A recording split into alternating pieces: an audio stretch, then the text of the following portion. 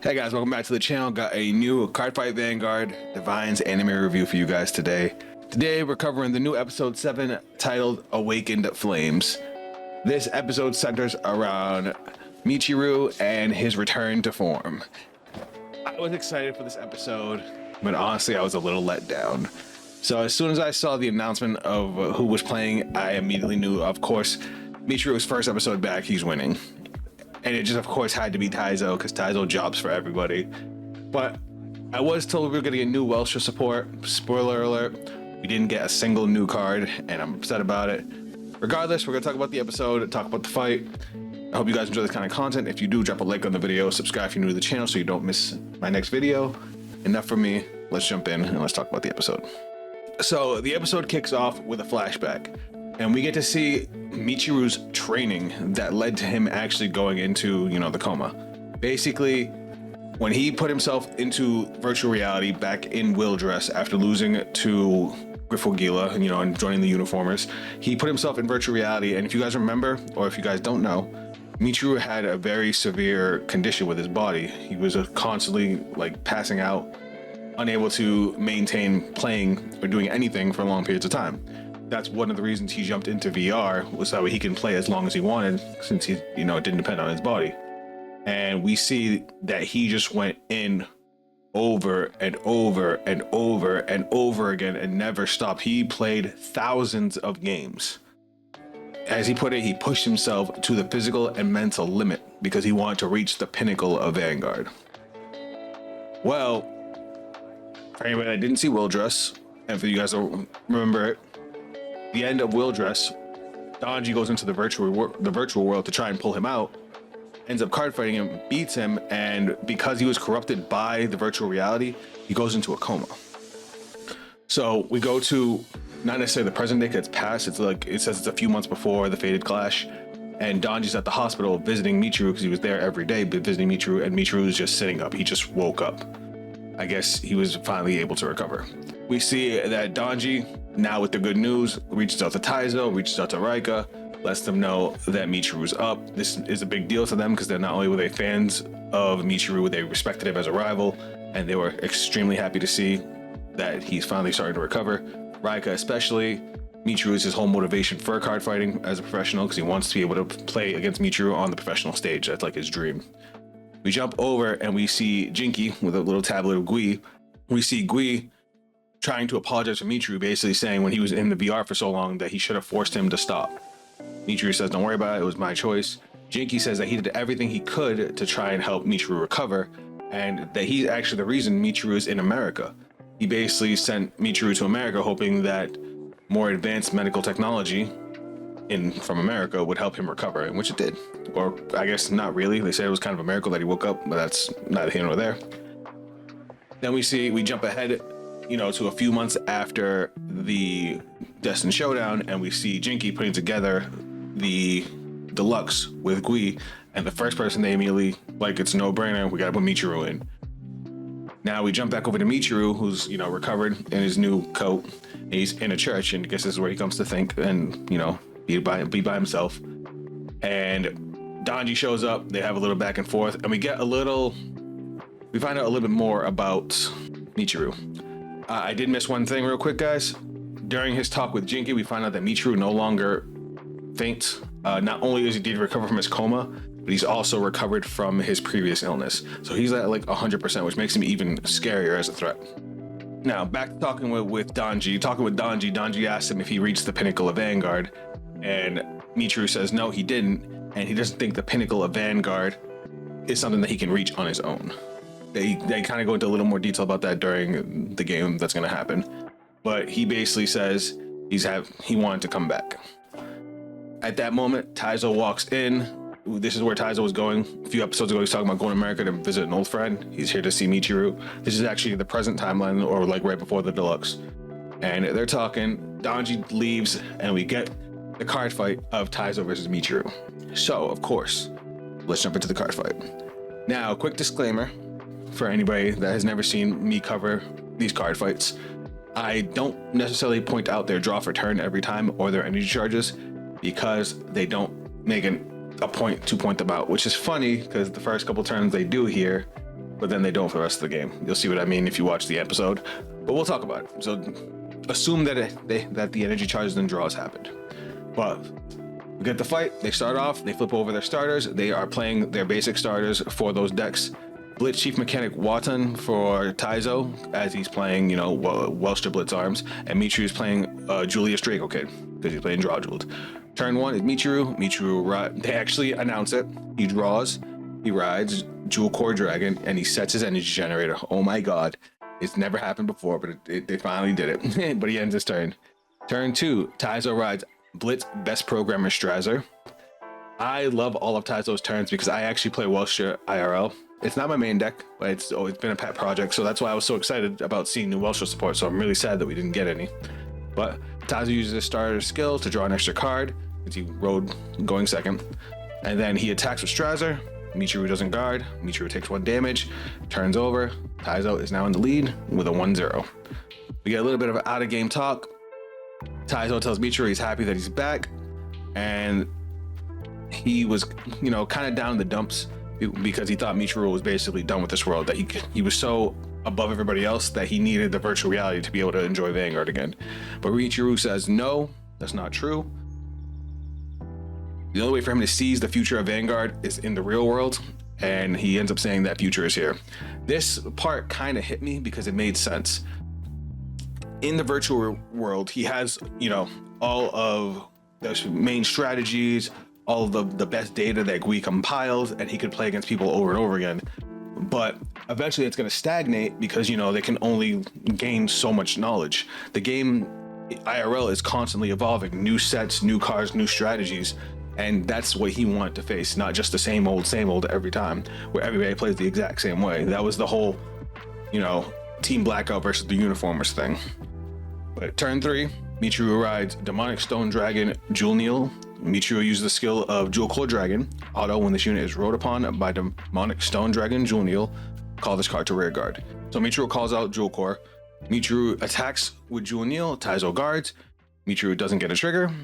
Michiru attacks with Jewel Core Dragon and uses Jewel Core Dragon's skill. Auto, when this unit attacks or boosts, this unit gets 5,000 power until the end of that battle. At the end of that battle, put that unit into your soul. Taizo doesn't guard, takes 1 damage, and then of course Michiru sends Jewel Core back to the soul. Turn ends, damage is now 1-1. And immediately turns start getting complicated. So turn 4. With Taizo rides Blitz Head Researcher Uber. If any of you guys have played Welstra, you know the deck is extremely complicated, where you have to kind of think 5 steps ahead every turn. It can get a little crazy.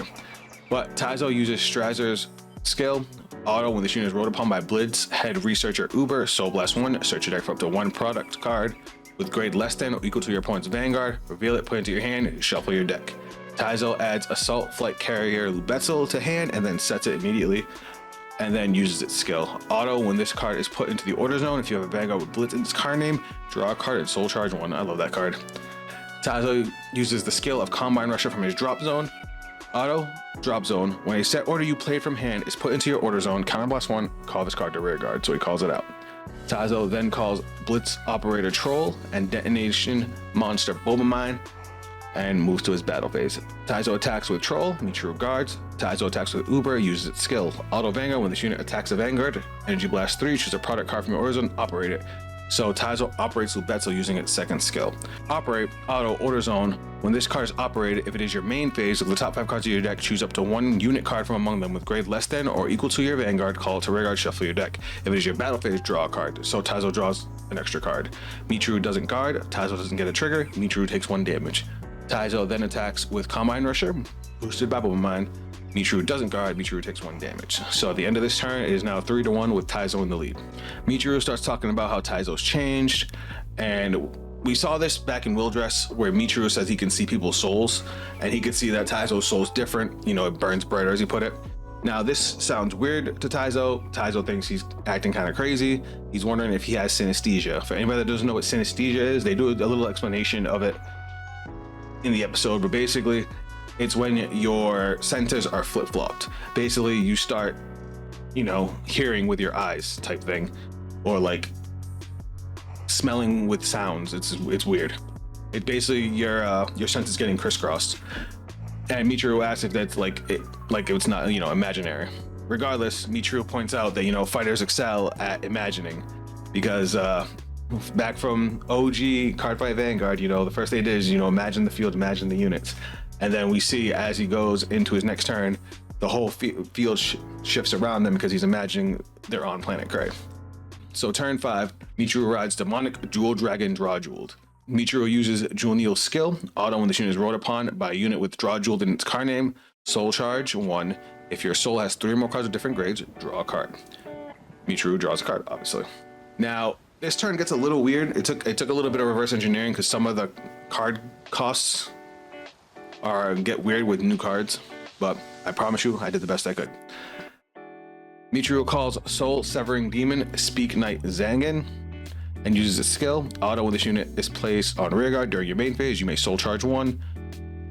Choose up to 1 grade 4 card from your hand, reveal it. If you revealed a card, or if you have a grade 4 or greater Vanguard with the Drajeweled in its card name, choose up to 1 card from your soul with grade less than or equal to your Vanguard, call to rearguard, and then at the end of the turn, put the card called into the soul. Now, this was interesting because he obviously had to reveal grade 4 Drajeweled. I forgot that nobody has seen grade 4 Drajeweled yet. I actually went back to the season finale of Wildress to see if he played it in that last episode, and no, this is the first time anybody in universe is seeing grade 4 Drajeweled, so I thought that was really, really cool. Oh, also Zangan has a continuous effect rearguard. If you have a Vanguard Drajeweled in its card name, it gets boost because it's a grade 2. He ends up calling it to the back row. Sorry. But yeah, so Taizo bugs out a little bit when he sees the Drajeweled card because, again, they've never seen it before. And then we get to see Michiru's first new card. Michiru uses that skill to call Demonic Stone Dragon Litho Sargor. Pretty sure it's around it, but he calls it from Soul. And he uses it to draw a card. They do give us a flash of energy at the end of turn, and it looks like this skill costs an Energy Blast 3 to draw the card. That's what it looks like. And it's on call, not just call from Soul, because he does it again on the following turn.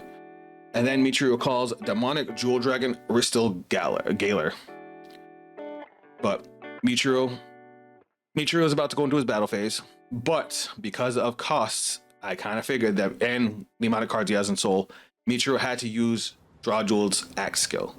Act Vanguard Circle once per turn, Counterblast 1, and Soul Charge 2. If all the cards that were Soul Charged have different grades, you may draw a card. He ends up having like 6-7 cards in Soul.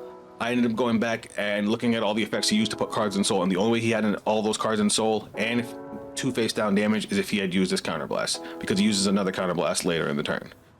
But moving to the battle phase, Michiru attacks with his new card, Litho Sargor. We're gonna call it like that. Taizo guards. Michiru then attacks with Drajeweled, uses its skill. Auto when this unit attacks a Vanguard, Soul Blast 4. Cards with different grades. Choose one of your opponent's Vanguards until the end of turn. Increase or decrease its power to 1. If your opponent's Vanguard is grade 3 or greater, this unit gets critical +1.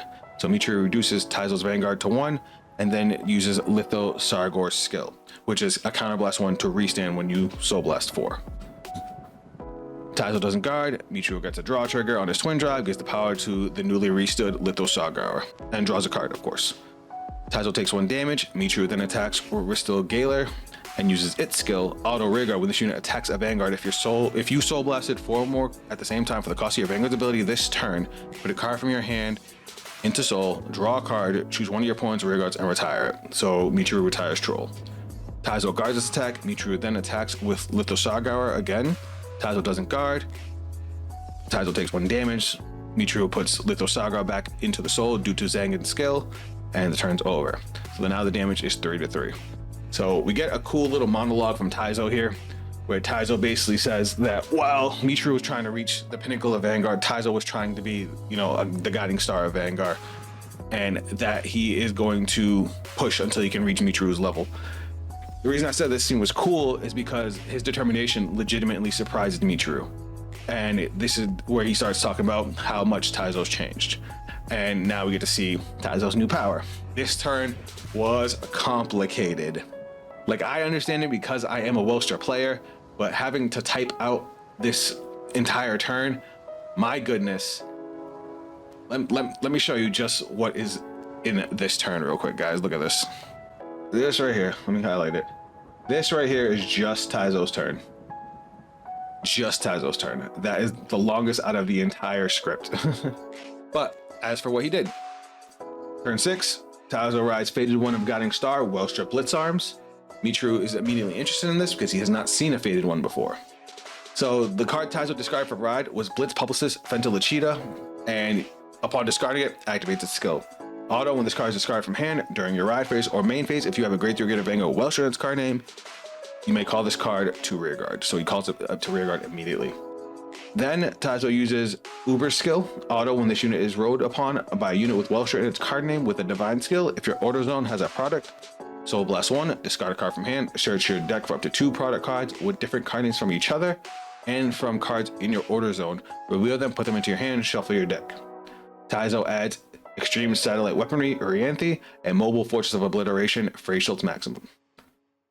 Taizo then uses Welstra's Divine Skill, and Michiru gets super excited when he hears about Divine Skill because he doesn't know what a Divine Skill is.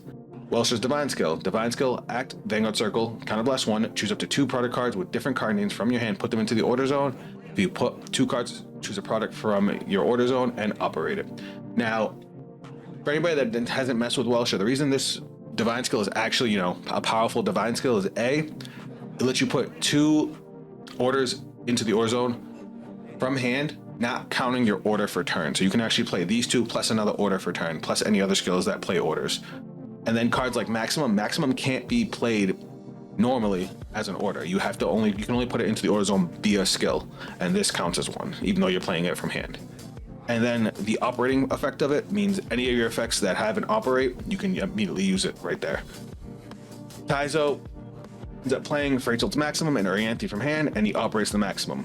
Maximum skill, operate, auto, order zone. When this card is operated, choose one of your opponent's rearguards, retire it, and choose one of your opponent's vanguards, and it gets minus 5,000 power until the end of turn. It does have a second half to that skill, but it's optional. Counterblast 1, return a rearguard to your hand, call this card as a 23k, 1 crit normal unit to an open rearguard circle as stand. If you called, put that unit into your order zone at the end of the turn. And that becomes important later. He only did the first half. Retired a rearguard, minus 5k. So if he retires, we're still Galar, gives Drajeweled minus 5k. He also uses Orianthi's skill when it's put into the order zone. Auto, when this card is put into your order zone, if you have a grade 3 Greater Vanguard with Welstra in its card name, draw a card, energy charge 3. I love Orianthi. Taizo then uses Fentilichida's skill, act, rearguard once per turn. If you have a grade 3 or greater Vanguard with Welstra in its card name, energy blast 4, choose a product with grade less than or equal to your opponent's Vanguard. That matters. I actually had that mess me up in a tournament. From your order zone, operate it, and the cost of that product's original operate abilities is reduced by 1 counterblast until the end of turn. That's big for Maximum. Taizo operates Maximum, retiring Zangan and reducing Drajeweld's power by another 5k. Taizo then calls another copy of Troll from his hand and attacks using its skill. Continuous rearguard during your turn. If your order zone has a product card, this unit gets 5k, and then auto rearguard when this unit attacks a Vanguard. If you have a Vanguard with Welstra in its card name with a Divine Skill, Counterblast 1, choose a product from your order zone and operate it. This one surprised me. Taizo operates Lubetzel. Normally he goes, straight face, would have operated Maximum to give another minus 5k power, but he operates Lubetzel to draw an extra card. This one Michiru guards. Taizo then attacks with Welstra and uses Welstra's skill. Auto Vanguard when this unit attacks a Vanguard, Energy Blast 2, choose a product from your order zone and operate it, and this unit gets 10,000 power until end of battle. Taizo operates Maximum, giving Drajeweled another minus 5k, except this time he uses the second half of Maximum's skill. He doesn't have to counterblast because of Fentilichida's skill, but he bounces Troll back to hand and then calls Maximum to the open rearguard circle. Michiru doesn't guard the Vanguard. Taizo gets a critical on his twin drive. Taizo gives the critical to his Vanguard, the power to Combine Rusher, and Michiru takes 2 damage. Taizo then attacks with Maximum, Michiru guards. Taizo then attacks with Combine Rusher, and because of Combine Rusher's other skill, which is Auto Rearguard, when this unit attacks a grade 3 or greater unit, if your order zone has 2 or more set orders, this unit gets 10,000 power until the end of that battle. Michiru ends up using a perfect guard. Taizo returns Maximum to the order zone due to its skill. Turn ends, the damage is now 5-3 with Taizo in the lead. This game ends up being really short because here's the final turn, only 7 turns. Michiru is impressed, obviously, with Taizo's play, but we end up finding out that, of course, Michiru has always been able to see people's souls. We knew that back in Wildress, but now he can, since he's woken up, he can also see the soul of his cards, and we can see the soul of the Drajeweled grade 4, burning really brightly. And then Michiru rides Demonic Jewel, True Dragon, Drajeweled Ignis. Michiru calls Clerical Star Demonic Lady Bifrons, which is actually not a Drajeweled support card, but it does have a really, really good, you know, generic skill. Auto, when this unit is placed on rear guard from hand, counterblast 1, look at the top 3 cards of your deck, choose a card from among them, put it into your hand, choose a card from among it, put it into your soul, and discard the rest. So 1 to hand, 1 to soul, discard the last one. Michiru adds a card to hand and then calls another copy of Zangan and uses its skill and calls out Lithosargor again. And then uses its skill, again, Energy Blast, to draw. Michiru then calls a second one from hand and uses its skill to also draw. So that's why I know it doesn't cost a Counter Blast, doesn't cost a Soul Blast. I'm telling you, it's an Energy Blast 3 to draw. I guarantee you I got this one right. Michiru then calls Wise Demonic Lording Varpula. I hope I said that right. And then moves to his battle phase. On entrance to battle phase, he uses Drajeweled Ignis's first skill. Auto Vanguard at the beginning of your battle phase, choose 2 cards from your drop, put them into soul.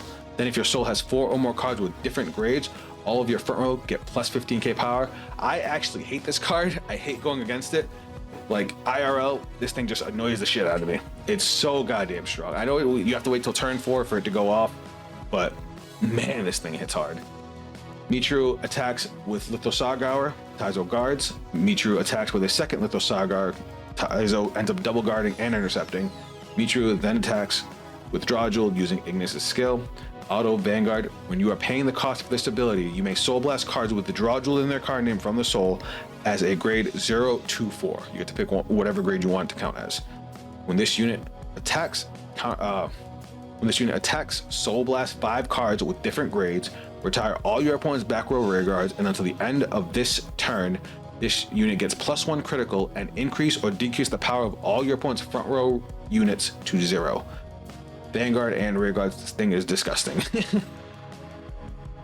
And then, after Soul Blasting and reducing the power of Welstra, Michiru uses Varpula's skill, which is auto rear guard. When you Soul Blast 4 or more cards at the same time for the cost of your Vanguard's ability, put this unit into soul, draw a card, then choose up to 1 grade 4 card from your hand, reveal it. If you reveal the card, or you have a grade 4 or greater Vanguard with the Drajeweled in its card name, choose one of your rear guards, and if your rear guards did not stand by a card's ability yet, stand it. He stands the Bifrons, because then he uses both of his last 2 counterblasts to stand his Lithosargors with their skills. Taizo ends up guarding the Vanguard with a perfect guard, but on his triple drive, Michiru gets a critical trigger on his 3rd check, which is unfortunate because Taizo only has 2 cards left in hand, and so he has to take both of the hits. If Michiru didn't get the critical, he would have survived the turn, but because he does, he attacks with Lithosargor. Taizo doesn't guard, takes 1 damage. He then attacks with a second one. This one has a critical. Taizo has to take it. He takes 2 damage and goes to 6. The game's over. The damage is 5 to 6, and Michiru wins. And like I said, Taizo was gonna lose from the get-go. And my big complaint about this fight is there are no new Welstra guards. We do get a new card for Drajeweled, but where's my Welstra support? Anyway, after the fight, Michiru says that he loves fights in real life. They're so much better than virtual ones because they can go beyond his imagination, which again goes back to what I was saying before. You can have all the data in the world, you can play all the same strats all the time, but you won't see the changes in the game unless you're doing it in person. Taizo then tells him about, he'll have a blast fighting certain fighters, and immediately Michiru thinks Blackout, and he's like, no, I've met fighters that can literally change fate. We know who he's talking about. He's talking about the fated ones and the destined ones, and then he brings up Akina in context. He's like, there's actually one who can literally reach out and seize miracles, and we know that's Akina. And Michiru says, it'd be fun to play them. So we fast forward to the deluxe, and Michiru cleared the stage, of course, and they're telling me he's the first one to clear it, and then they announce that somebody else cleared it, but we don't get to see who it is.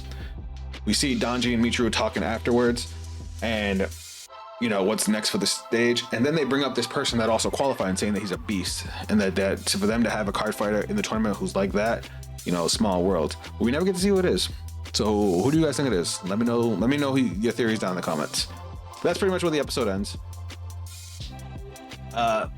It wasn't any really big thing for the next time either. It literally just showed everybody, a bunch of people that are in the Japanese deluxe. We might get a new fight with Artasaria, so maybe that's it. But guys, I hope you enjoyed this review. This episode was quick, and well, it is nice to see Michiru back. I still feel very let down by it, but let me know your guys' thoughts down in the comments. Let me know if I'm wrong. Are we still getting support on Tuesday? That would be great because I would love to try it all out. If you guys want to see me play some Cardfight Vanguard live, if you guys want to talk about it, come by the stream this Tuesday, 12 p.m. Eastern Standard Time. I would love to have you guys. I already have a couple decks I want to work on, and if the new support comes out on Tuesday or gets announced on Tuesday, I definitely want to try it out. If you guys want to check me out on social media, those links will be down below. Of course, support Michiru. Keep watching the anime. That's it for me. I'll catch you guys on the next video. Later. In my eyes, I was born for this. I got demons on my side, you ain't high like this. I got reason to believe, I don't need it from my gifts. Only I can change the world and it go like this.